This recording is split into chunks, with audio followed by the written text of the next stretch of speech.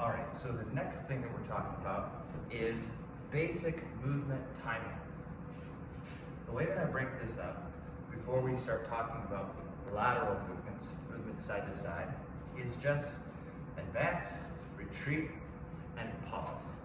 Now this is a vast oversimplification, but we can use these ideas to help us build our movement so that we can make it more and more complex as we become more confident and comfortable, well trained in our kumite. All right? So if we start in our kamae, and all we think about first is attack, we can do pretty much most of our kumite just from here.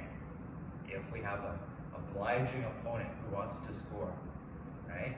Our opponent wants to come in, we can throw sen no sen, same time as they attack, and hit and score.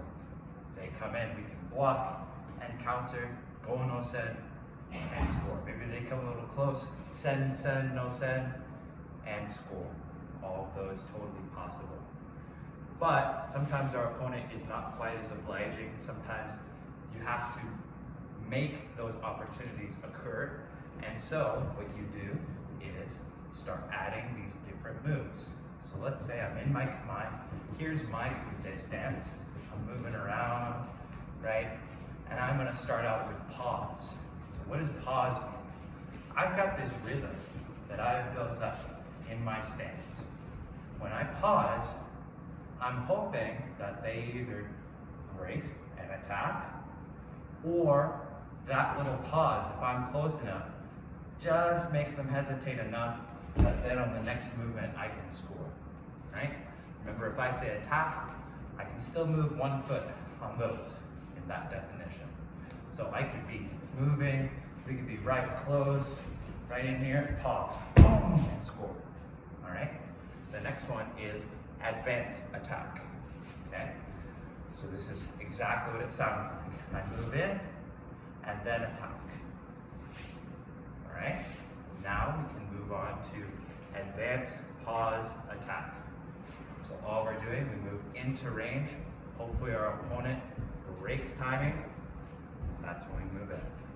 So we go in, advance, pause, and then attack, all right? The next one would be retreat attack, right? Pretty simple ideas here.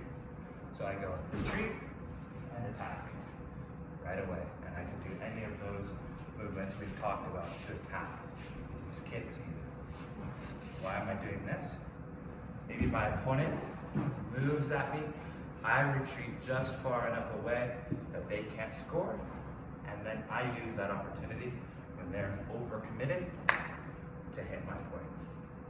The next one, again, you're gonna see the pattern here. Retreat, pause, attack. Now pause could be as short as like snap of fingers, right? It could be more, elaborate. So you can come back, retreat, pause, boom, and then attack. It just depends on what your opponent does.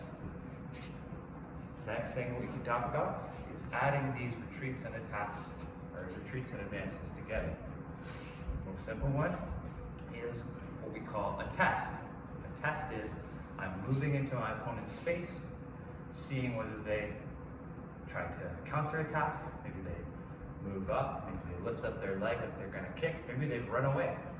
It's good information for me to have. So I go in and back. That would be an advance and retreat. I could also advance, pause, retreat. See where these things build together. So I advance, pause, wait for my opponent, and then retreat, right? Do little moves inside of that as well. So I can do advance, pause, little move. See if I can get them to do something. Same idea towards the back. Retreat and advance.